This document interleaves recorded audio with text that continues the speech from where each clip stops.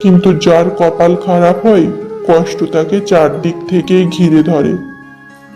যখন আমি ক্লাস 7-এ উঠলাম তখন মাও মারা গেল এক অসুখে। আমি পুরো একা হয়ে গেলাম। দুনিয়াতে আর নিজের বলতে কেউ রইল না। একবার মনে হয়েছিল কার জন্য বেঁচে থাকবো, আমার বেঁচে থাকার উদ্দেশ্য কি, সেই ভেবে একবার ট্রেন লাইনে গিয়ে দাঁড়িয়েছিলাম। কিন্তু ভাগ্যে হয়তো অন্য কিছুই ছিল।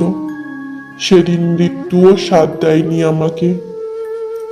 সুরেশ কাকা এসে বাঁচিয়ে নিল আমাকে। সুরেশ কাকারও নিজের বলতে কেউ ছিল না। সেই থেকে সুরেশ কাকার আশ্রয়েই বড় হলাম। সুরেশ কাকা আমাকে পড়াশোনার করার কথাও বলেছিল, কিন্তু আমি আর অন্যের ঘাড়ে বোঝ হতে চাইনি।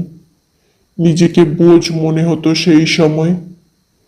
তাই আমি সুরেশ কাকার সাথে কাজে চলে যেতাম। এত দূর বলেই শিবু কাঁদতে লাগলো, আর কিছু বলতে পারল না। রমা শিবুর কাঁধে হাত রেখে শুধু বলল, ঈশ্বরের ওপর ভরসা রাখো, ঈশ্বর নিশ্চয়ই আমাদের সহায় হবেন।